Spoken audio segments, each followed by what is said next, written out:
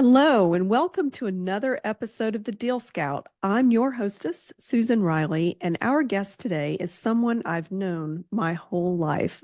I'm super excited that he's here. He and my older brother were besties, so we go back really about as long as I can remember. Ed, in my mind, has gone from a little kid to a very successful commercial real estate agent, actually broker, an investor, real estate investor in Central Florida. And he has great intel on the lucrative major markets of Orlando and Tampa Bay and on our homeland, which is the growing area in between the two metros. Deal Scouts, please meet Fred Beasley. Hi, Fred. Welcome. Hi, Sue. Thanks for inviting me. Yeah, so glad you're here today. Who would have thought what I hate to even say it on air, but who would have thought 50 plus years ago you and I would be sitting on a podcast? We didn't even know what a podcast was 50 years ago, right? That's truth. My how we have grown. We have We grown. for sure, for sure.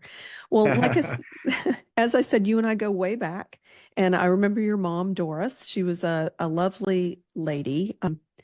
And I was thinking about her when I was prepping for this interview the other day. I was thinking about her because I was wondering, was she influential in your early life for you to become an investor? Yeah, I mean, she was a really smart woman. She was the salutatorian of her high school class, although very poor, so she couldn't go to college. But she became manager, as you probably recall, at Green Clinic, which was a 15 doctor clinic Yeah. in Haines City, and she was general manager there and great business mind. And I always was learning from her. She education was really important to her, and she suggested or really demanded that I go to college. She was the driving force there, and which I did. Went to Florida State University and got a finance degree. Um, and my dad was in sales, so I think I got the sales side from maybe my dad, but certainly probably a lot of business sense from my mom. Right, right. Well, so what can you think of anything specifically you learned from her regarding business?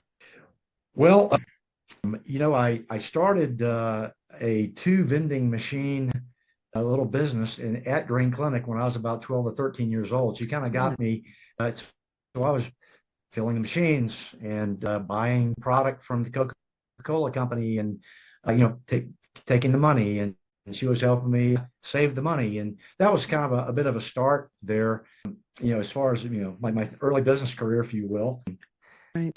Or what do you think pushed you along to get into commercial real estate investing? Where did that come from? Well, I'll kind of when my mother retired from the clinic, I'd already been in the real estate business for 12 years in the corporate world. Mm. I started at CBRE, well-known CBRE in Tampa, out of college in Tampa. That kind of got me rolling in the business. Certainly, I was an industrial property specialist. A lot of training, CBRE. When she had retired, I suggested that she get into the real estate business. She knew everyone in town. At 67, she got her real estate license. Wow. After 1 year, at 68, she got a broker's license, and I helped her open up her office in Haines City. Held her hand and helped her get started. But soon thereafter, I bought a building in downtown Haines City. That was my first building years ago, and we were partners. And we kind of together that first building we bought, and then within another year, we bought another building together that had 15 tenants in it. So now we're kind of really rolling. And Right. soon thereafter, she retired, but we kind of did start in the business together, and it was kind of fun. Um, and that kind of got me rolling. We started when I first bought then I bought a third and fourth building in the area. And then after that, I just continued. Again, I was at the same time working in the corporate world, left CBRE, then went with the Trammell Crow company based out of Dallas, Texas, developer, and I represented at that point like institutional clients such as large private equity groups and insurance companies. And there I was learning, developing with Trammell Crow. And so continuing to learn, build my knowledge over the years in brokerage. But I had my second job, if you will. I was beginning to dabble, starting to buy a building here and there every 3 or 4 years for a while. In But I learned pretty quickly that I wanted to be weighted heavier in investing. I enjoyed doing it, but I always had continued my corporate brokerage life, and really. Then that kind of continued growing after I left Trammell Crow Company. I was lured away to a Orlando boutique development and brokerage firm, Comtech Properties. The two principals were also fee develop for large institutions and wealthy individuals. But the two principals also were running their kind of own side shows, if you will, investing and developing. But they really were a huge mentors to me in a lot of ways. But they were always suggesting, buy more, do more, keep creating a residual income, and that's what's great about investing. You're creating, be it in real estate or stocks or any other investment vehicle, you're creating a residual income that can sustain you in the event your day job goes sideways, or Right. you decide to maybe go full time. But that was kind of the path that I generally took, as I was getting older. Well, and so that got you into Orlando, which is actually, that's one of the things that I want to talk about today is Orlando and Tampa Bay, and of course the in between and the in between homeland of ours. But Yes. so what do you see happening these days? Now, I mean, you're in the Tampa Bay area now, but back Yes. you started in the Orlando market. So what do you see now as the differences between the two, and what do you see is Yeah. happening there? Well, it's been an incredible ride the past 7 or 8 years after the Great Depression or Great Right. Recession. Recession. Almost a depression, but Right. it felt like a depression. It took until about 2013 until the markets really started recovering, Mm-hmm. and then again fully, I think, got back on its feet around 2017, so over these past 7 8 years, Orlando to Tampa Bay has really been growing. Population growth of Florida continues, and in Polk County, which is the county in between Orlando, which is Mm-hmm. Orange County, and Tampa Bay is Hillsborough, but Polk County is right in the middle. Right. And Interstate 4, of course, runs from Orlando to Tampa Bay.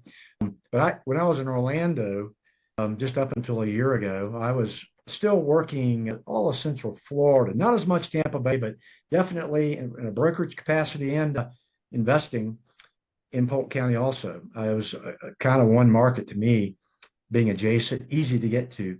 Mm-hmm. But, with the growth there, unlike the Great Recession, there was a lot of overbuilding in 2006, 7, 8. And then when the recession hit, huge vacancy rates that we had in Tampa Bay and Orlando, all over America. It was easy money back then. And so developers were building, we had 15, 20% vacancy rates in some cases, in some areas. Well, over the past 7 8 years, we haven't seen that phenomenon where there's been overbuilding. So supply and demand's been kind of keeping pace with each other. Vacancy rates in both Orlando and Tampa have been, for industrial, which I follow really closely, my specialty still, is 5-6%, which is historically about as low as you can get, because there's always going to be turnover, somebody leaving and going to another building or going out of business. But Mm-hmm. so when you have low vacancies like that, that equates to higher rates. So our rates have been rental rates have been growing in all of Central Florida over time, and so that's why values have increased, because rates are higher. And we're running out of land in Orlando and Tampa Bay. It's becoming an infill markets almost. Hard to believe, but Orlando has a lot of water, lots of swampy, environmentally sensitive areas in Orlando, especially. Tampa is an older market, but we're out of land. So what happens? Polk County had the land. Right. So over the past 5, 7 years, cheaper land, which equates to cheaper housing.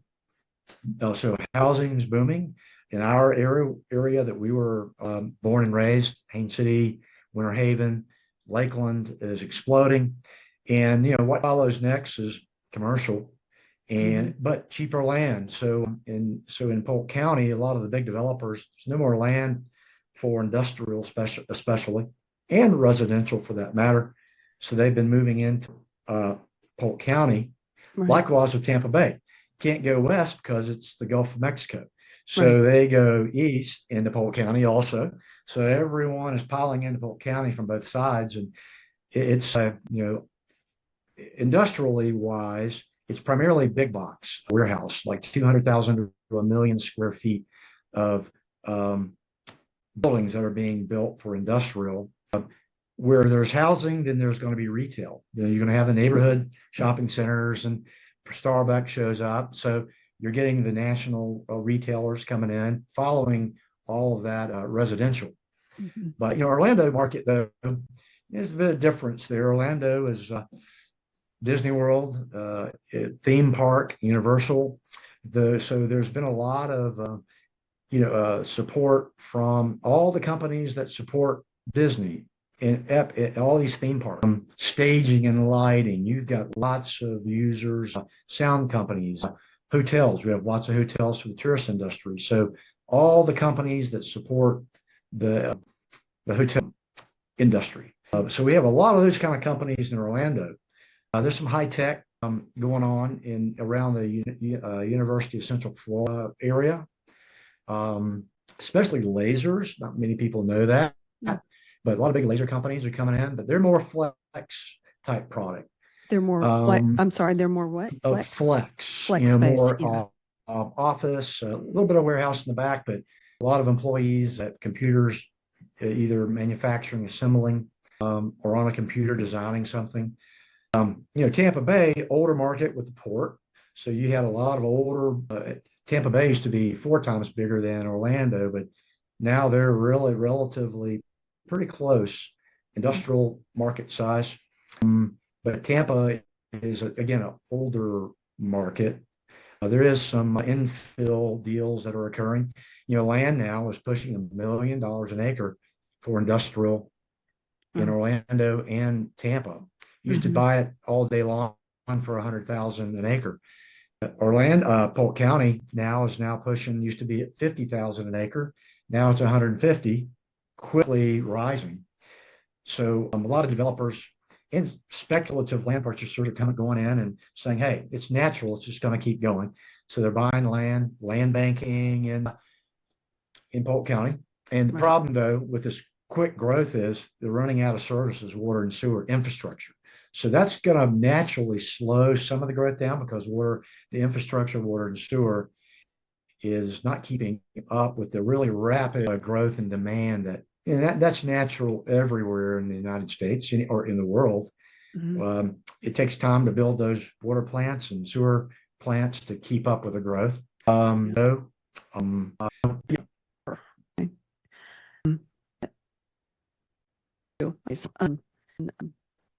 Supporting the growth that's happening, and you definitely see it in Polk County because that's the only available, that's where land is available that's affordable anyway for developers to come in. So is that where you're investing these days in Polk County in those spaces? Yeah, I'm still. Yeah, actually, although I am, I sold out of. I'd held a couple of 3 deals over there somewhat recently, and I sold out because I thought it was time to sell. But most recently, though, I've invested in a deal in Pinellas County here, a 60,000 square foot industrial deal. I'm a limited partner on that with a private equity group that I work with, and I've sold deals to. And I'm also sending out my equity tomorrow on a deal in Orlando that's a 40,000 square foot, for example, industrial deal. We got it, we put them under contract. They're a value add. I'm more of a value add kind of investor on a much smaller scale myself. I buy something that is maybe hopefully under market value and that has deferred maintenance and needs repairs. And I come in and fix it up and at some point sell. With this one private equity group that I'm currently investing in, and there's lots of them out there. They do what I do, but on a much bigger scale. They're buying $100 million a year, let's say, in deals.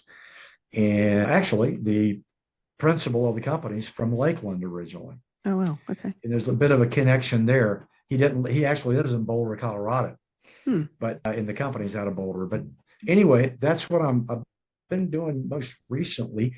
One of the issues I'm having as an individual investor, where I have to come up with all of my money, so all on me, is values have gotten so high in Central Florida, Orlando to Tampa. It's really everywhere.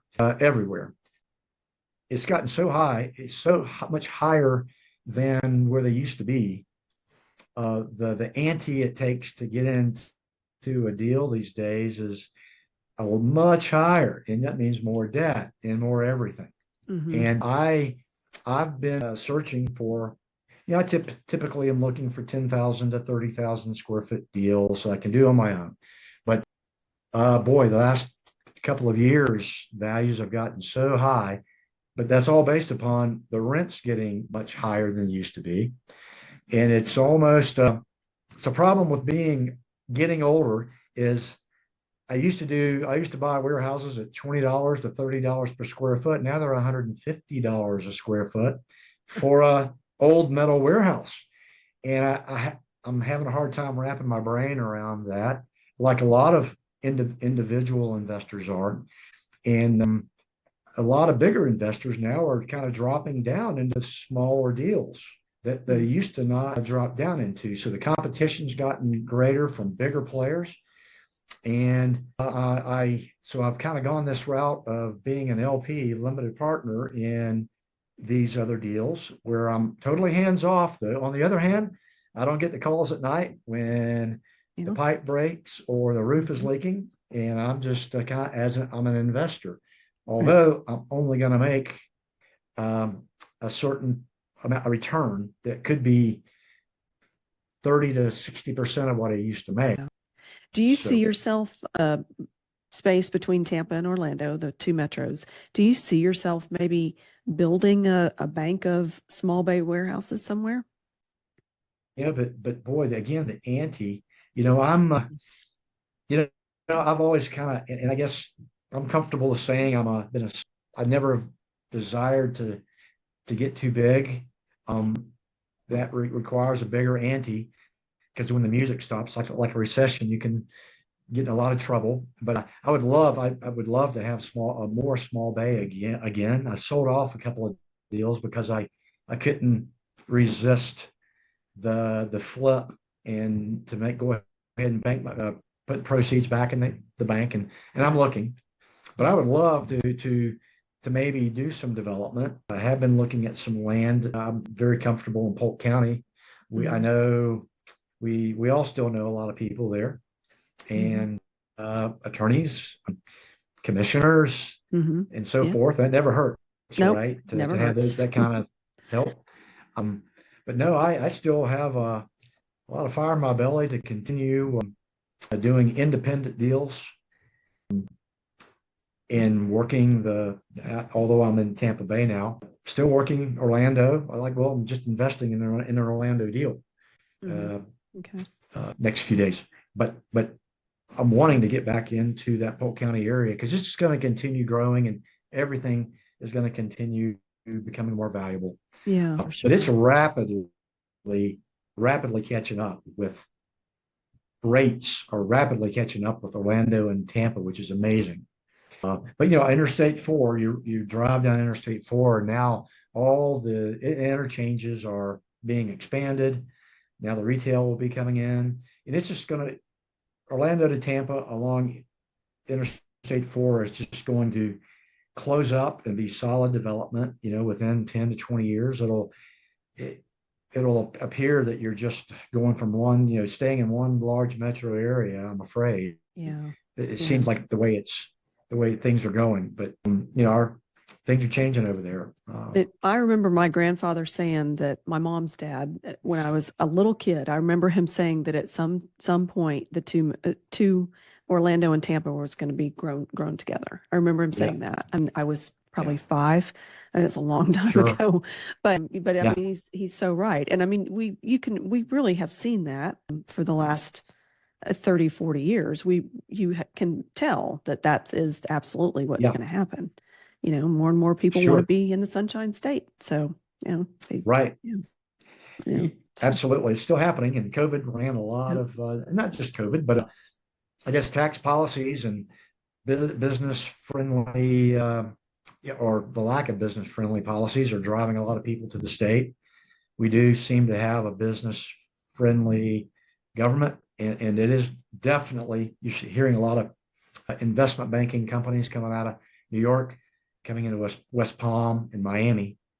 And I talk about Orlando, and I can't believe where rates are and values are in Tampa Bay and Orlando. Miami has always been about 30 to 40% higher than where Orlando and Tampa is. So I'm complaining about rates at $150 a square foot for a warehouse. Well, in Miami, Fort Lauderdale, that same building is going to be 220 plus Mhm. plus a square foot. And the Yeah. rent, since instead of being 15, it's going to be 22. Right. 23. Yeah. Um, so you say, Mhm. well, Miami's doing it. That's kind of an example of, well, it can go there because Miami is getting these kind of rates and are getting these values on buildings. So it's not like we're just total virgin territory, rent and value wise here in Central Florida. Miami's already getting it. It's just a matter of, well, what will continue to drive those rates higher here? And I guess it will be the growth. St. Pete is where specifically I live. Downtown St. Pete is just on fire. I Right. think it's going to be like a next small Miami, Hmm. and high-rise condos going up everywhere. No office buildings, but it's all high-rise condos. Right. And I hear more and more of investors coming out of Miami, out of New York and Jersey, buying up tracts of land along water. And so I'm seeing it happen. It's a beautiful place. We have our hurricanes, but Hmm. just as long as we can deal with those, and but it's a good quality of life. Well, what do you contrasting Miami to Orlando and Tampa? What other than I guess the port of Miami, but Yeah. aside from the port, what would make the costs of Miami so much higher? Why? Why? I mean, there's more people there too, I suppose. Yeah, it's traditionally drawn a lot of people from New York and Jersey, families going back generations. But Miami's drawing a lot of South America business, and it always has. Hmm. It tons of money is coming into Miami. It's airport that can get to South America quickly. So I know a lot of South American companies like Venezuela. People took the money out of Venezuela everywhere. Colombia, where they've had issues, economic, socioeconomic issues. They're bringing money, some of their money, into America, and Miami's an ideal place. It's close by, relatively, and then from there they can set up shop office wise. Miami has a great office uh, market downtown, and you can get there by boat also. Hmm. So it's always had a big Hispanic Right. population, not just Cuban, but South American is huge there. Hmm. And we see a lot of investors. They're based out of there now, beginning to place money. It's just getting really tight there as far as what you can buy. So we're seeing a lot more like private equity firms starting up. I've seen them in person with deals that I've um, sold that are money from South America, Hmm. and some of it's legit, some of it's not. hot, but that's everywhere in the world. Right. Um, but that's what's growing, really fueling Miami too. It's just that South American market. Yeah. Well, well, Um, and well, it's kind of glamorous. And yeah, it is. The glitter of Miami is yeah, kind of yeah, glamorous. Yeah. We no could doubt. go on and talk forever and ever about the Florida real estate market. Yeah, yeah, I'm a big fan of the commercial, commercial business in Florida as well. But I really appreciate you being with us today. I've learned a lot. I'm sure our listeners have too. So thanks for coming. sure, Uh, Sue. yeah, fellow Deal I've enjoyed Scouts, it. thank you. Fellow Deal Scouts, I invite you to reach out if you have comments or further questions for Fred. Click the link below or find the link in the show notes, and I will get you in touch with him. And as you know, I'm always on the hunt for interesting guests like Fred Beasley, where we can learn more about different and new kind of deals because everybody loves a good investment, right? If you would like to appear on the Deal Scout to talk about your deals, I'd love to hear from you. Reach out to me at susan@thedealscout.com or again, click the link below. And that's it for now. Thank you again, Fred, for being here today. I really appreciate you jumping on the show. Been Um, fun. yeah. Have a terrific day, everybody, and we will see you again soon. This is Susan Reilly with the Deal Scout signing off.